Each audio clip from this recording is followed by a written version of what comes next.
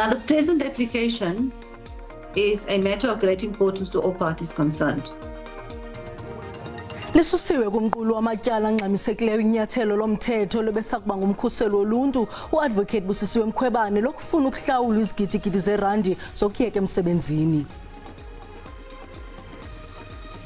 This baby, this baby is crawling today. This baby utloshesha. Inkampani entsha kushishino lwe-e-hailing ishesha iphehlelelwe namhlanje esentini eRhawutini. Some water there, she's blown. She looked over her shoulder, thinking there might be someone behind her. She dug so deep to give it everything to try and close the gap as Tile athletes and secure the 5,000-metre title to Glenrose Taba. Imbaleki zemidlalo ye-Olimpiki zeli loMzantsi Afrika zibuye neziphumo ezahlukileyo kusuku lokuqala logqatso lobuntshatsheli eMgungundlovu KwaZulu-Natal ngalemva kwemini.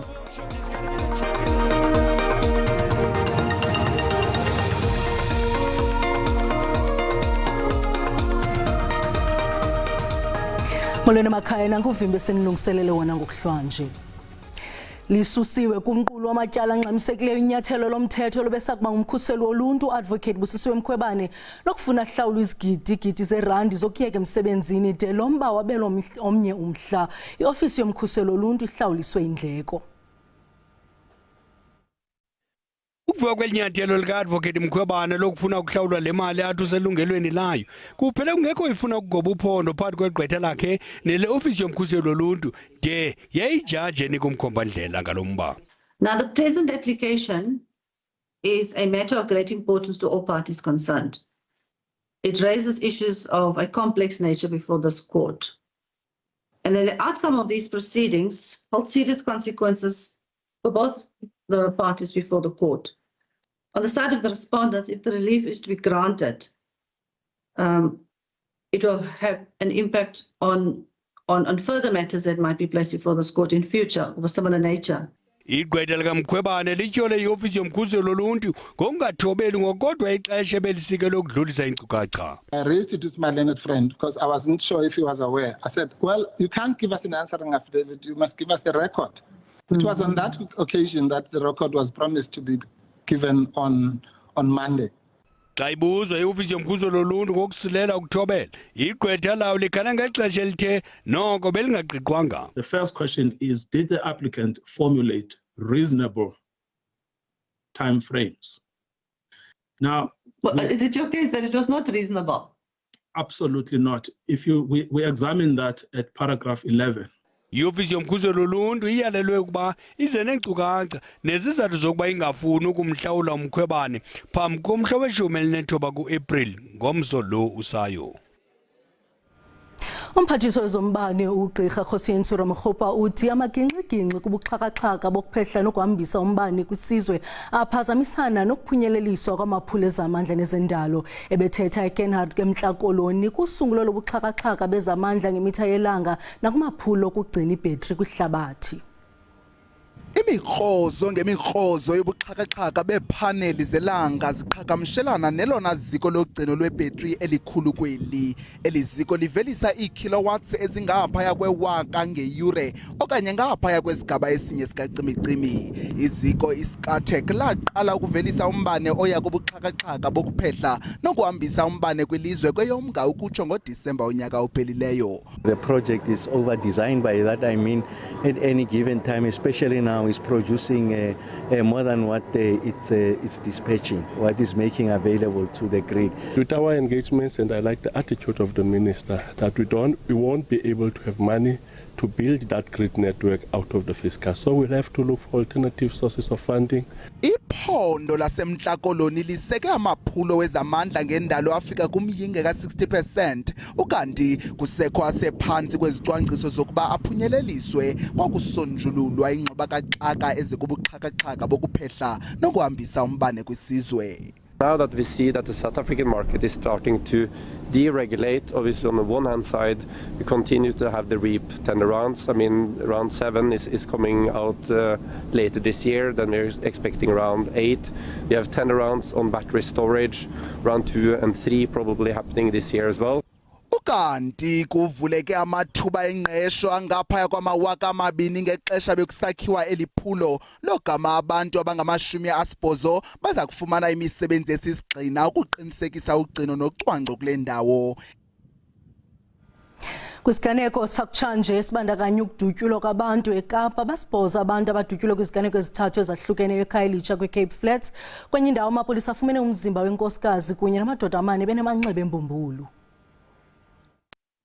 Kwisiganeko sakutshanje apha eHarare eKhayelitsha kudutyulwe kwahlanza iselwa kubantu abasibhozo. Amadoda amane kunye nowasetyhini bahlaselwe babulawa ngerhuluwa belapha ngaphakathi kwelityotyombe. Abantu abasibhozo baye bahlaselwa badutyulwa babe bayasweleka. Ngumbono ke ombi kakhulu lowo. Isibini esithandanayo naso sithe sadutyulwa sabulawa kude kufuphi apha. Ngexa indoda eminyaka ema-35 ubudala ithe yadutyulwa yabulawa kwindawo engekude kule yexhwayelo lokuqala. It is wholly unacceptable, and I urge those with information to make it available to law enforcement agencies so that the perpetrators can be arrested and convicted. Ezi ziganeko zishiye ngasemva uluntu lothukile lisoyikisela ubomi balo kananjalo kuba nako kaloku lisala nokuphefumla linyevulela ezi zehlo. Amapolisa athi aphanda ngezi ziganeko zoludubulwano lwakutshanje ngaxeshanye abarhanelwa basekwesikabhatakazi bethe sa inzwane zabo. Ngumlamli Maneli wendaba ze-SABC eKapa. Abahlali basembuzini eMpumalanga abatyhola amapolisa ngokuqhogana neqela lonqeva abaqweqwedisa izithuthi ziwelele eMozambique kuthe gqolo uqweqwediswa kwezithuthi kulo mmandla. Esembuzini khangeleka izolile kodwa abahlali bathi inkone ngumkhuba wobututu bezithuthi. Iziqathavu zemoto ukuquka neebhaki zezona zivame ukuba ngamaxhoba oqweqwediswa ziqhutyelwe kwilizwe laseMozambique. Amaxesha amaninzi emini ilanga lihlaba umhlaba. Kulo mkhuba umdaka abahlali batyhola amapolisa nabahlali abathile ngokusebenzisana namaqela emigulukudu. As a resident of Nkomazi embuzini, we are too concerned with the car smuggling. Every day we see a lot of cars passing from South Africa to Mozambique. SUVs and bakkies. Almost every day around 3 o'clock evening to 9 o'clock. Amapolisa asempumalanga athi asebenza nzima ukuphelisa olulwaphulo mthetho. Could be true. We had an incident where one police officer was arrested in possession of a vehicle that was reported stolen, and he has since resigned. And we also have another case which has been investigated by the DPCI or the Hawks, where 2 traffic officers were involved. However, police are working hard to fight the smuggling of vehicles.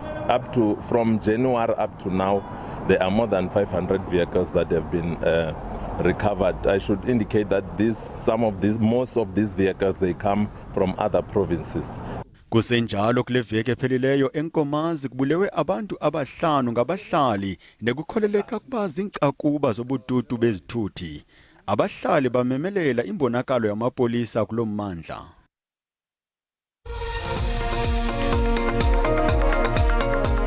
Bukele sicela ucofe ulike ze ukuba ukamcofa usubscribe sibongoza wenze njalo kanti kunqaku lokuqala sithele.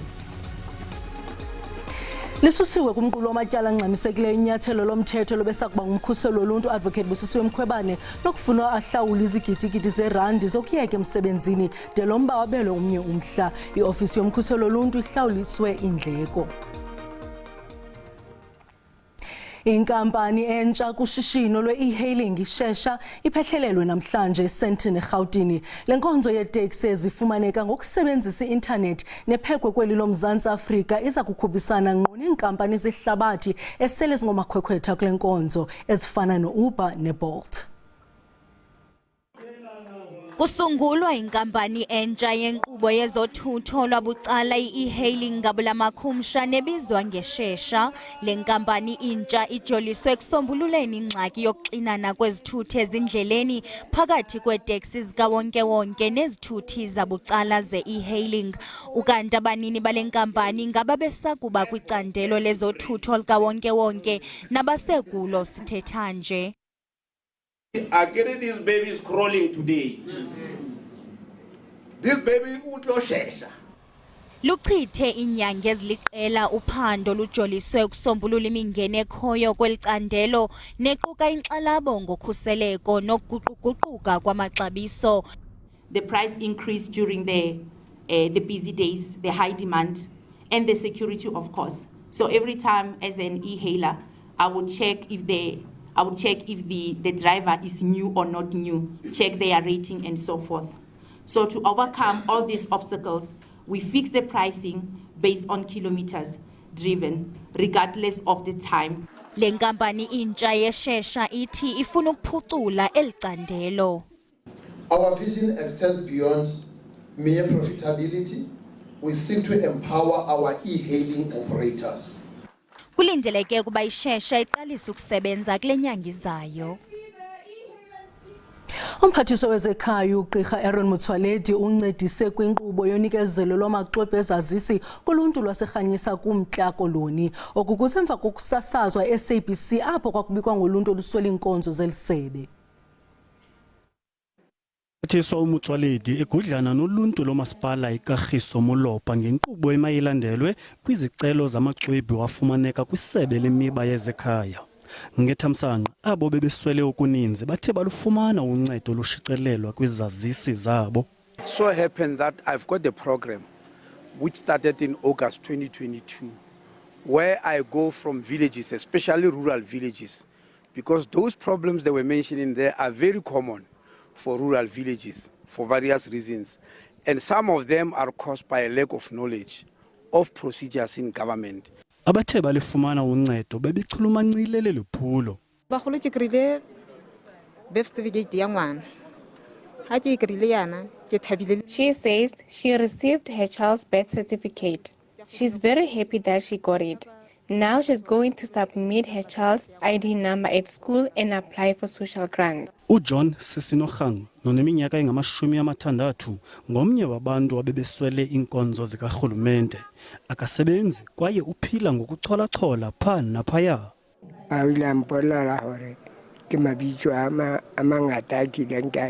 I was told that I use different names, and for the mere fact that I have two IDs, one with my father's surname and one with my mother's surname. Now I decided to use my mother's surname, and I'm told to wait 2 weeks to get my ID. Sele kudlule ixesha elide uluntu lelali iPhaphosane luswele ezinkonzo kodwa nakubo kude kwanetha nasentlango.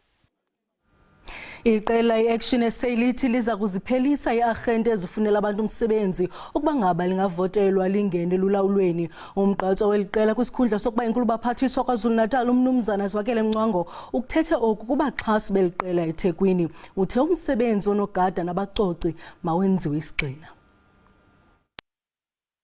Iqembu i-Action SA ithi ifuna ukuthola ingxenye enkulu yamavoti esifundazweni KwaZulu-Natal okhethweni oluzayo. Ithi uhulumeni uyahluleka ukuvikela amalungelo abasebenzi. Leli qembu ligxeka uhulumeni ngokuqashwa kwezinkampani zangaphandle ukuthi zenze umsebenzi kahulumeni nokuholela ekutheni izisebenzi zixhashazwe kulezi nkampani. NSA ikubeke phambili ukuthi kumele kwenziwe uhlelo lokuqasha abantu ngaphakathi ikakhulukazi la abahlukunyezwa kakhulu amakampani zayimele. Abahambele lo mhlangano bacele iqembu ukuthi lilekelele ukuqanda ukuxhashazwa kwezisebenzi emsebenzini. Lithemba ngayo ngoba ikakhulu emsebenzini wethu we-security sibonile ubaba Mashaba eGoli ukwazile uku-insourca ama-security. So siyacela ukuthi i-Action SA akasilekelele singabasebenzi bonogada. I-Action SA ithi umengameli weqembu Herman Mashaba akafikanga lo mcimbi ngoba odokotela bemaluleke ukuthi aphumule ngemuva kokugula ngoLwesine. Londi Khatebe, SABC News, eThekwini. iBuild One South Africa iqale amaphulo wayo eFreystata nalapho uMongameli uMmusi Maimane adibene namalungu wayo nabezemveli eThabanchu. Nje igaleleka ibosa yaqala ngokuzichaza kwindlu yasebukhosini iParolong Busilika eliqela lifuna ukuzimilisela kuluntu lwaseFreystata yaye linethemba lokufumana inkxaso kubantu nanjengoko liphuma iphulo lokungena umzi nomzi. We have come today in Thabanchu with the candidates that come from this community to be able to meet the community and share our vision of making sure there's a job in every home. uMaimane unenjongo yokuvuselela uqoqosho lwale dolophu nolwalukhe lwaqhubela phambili. As Thabanchu historically used to be where there are factories, there's development. Now all of that has ceased. We've got to work to bring that back to ensure that jobs are created here. Abaxhasi beBuild One South Africa banolangazelelo lwenguqu nophuhliso kule ngingqi. Ditshebeletso ha diyo re amuwa ditshebeletso. Uthi abanazinkonzo apha ezinye bayazithatha ezifana neofisi zesebe lezemisebenzi nkqu nezemicimbi yezekhaya. Uthi amehlo ajonge enkalweni ukuba ulutsha lufumane amathuba emfundo nemisebenzi badinga umbane, amanzi, izindlu nezindlu zangasese. Ukanti ke ukuzijula kwebhosa iJacu kusukela kumathemba wokuba ubukhona bayo buvakale kwakudlula unyulo lwajikelele oluzayo kukaCanzibe ukutsho ngoMeyi. Ukanti ngabagqatswa abazimeleyo abali-11 abazakhuphisana ngesihlalo kuvoto lwangomhla wama-29 kuMeyi. Umgqatswa ozimeleyo ongusomashishini uLouis Benberg uza kuba kumaqwaku okuvota eGauteng naseFreystata. There are certain things that rural communities and that our communities itself can take care of, and that is our minerals in our area. We know what the minerals in our area is. Ngelixa omnye umgqatswa uAnele Mda oqhelekileyo kwezopolitiko naye ejonge isihlalo epalamente.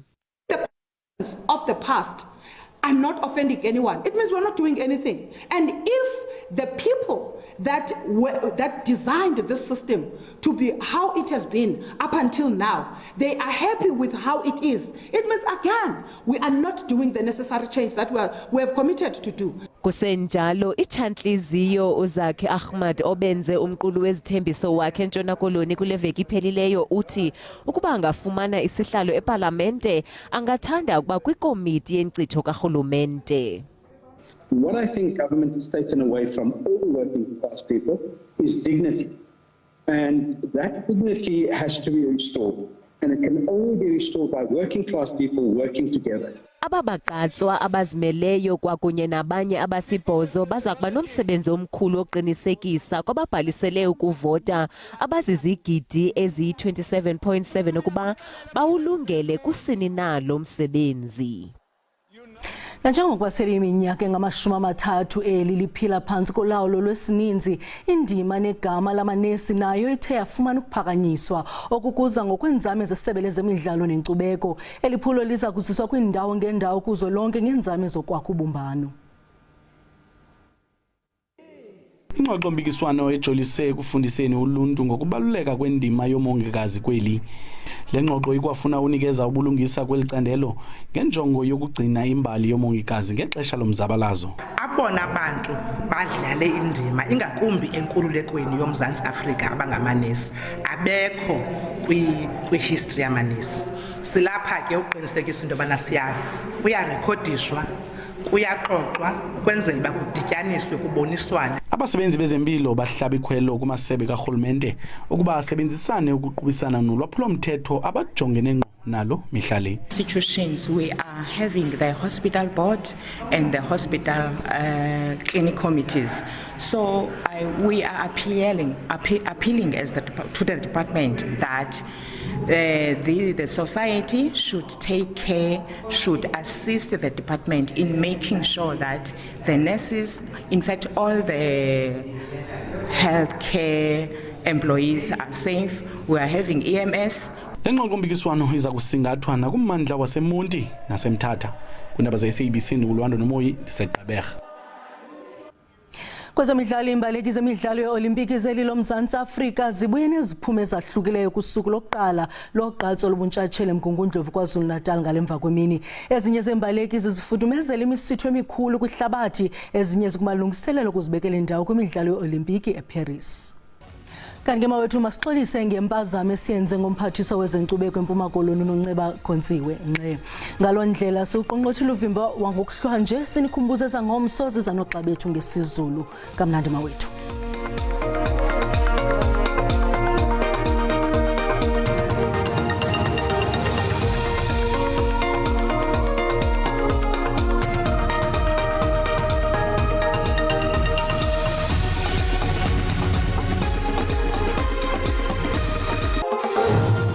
Makhumalo yakubulisa mbukeli naliqikelelo lwemozulu ngokuhlanje akho kwamvula zilindelekileyo kodwa ke lithe rhwelele ngamafu kwiindawo ezikwimpuma yelizwe njengoko sibona. Kanti ke nangomso akho kwamvula ezilindelekileyo kodwa kwiindawo ezigudlunxweme olusentshona ngokunjalo nasempuma sabona into yoba ke limathumbantaka futhi ke zikhona nezibhaxu zenkungu kwiindawo ezigudlunxweme phaa empuma ukuyokutsho phaya kwimimandla esentshona ngokunjalo naphaa eFreystata ukonyukela eNorth West. Masijonge into yoba wona amaqondo okutshisa asibeka phina. Ndingatsho ke mbukeli ndithi noko lihle izulu phaa eKapa loduma amaqondo abetha ku-14, 15 eFredendal ziyathathise ngo-19 phaa eSpringbok. Uba ke wena useDiara lindela u-12 degrees ngelixa phaa eKaladokhwe naseRhafu ingu-16. Phinde ke torho athathise amaqondo koWilsonia Haven Hills eQunube Monti phaya ngo-18. eMaritzburg silindele u-13 ngelixa sisithandathu eBethlehem. ePitoli ngu-13 ziyathathisa amaqondo kwakhona ngo-16 phaa eMusina. Kanti ke xa sihlabela mgama sijonga ngomso lihle izulu kwiindawo ezininzi embukeli sabona amaqondo abetha phaya ko-25 koBlumande Bloemfontein phaya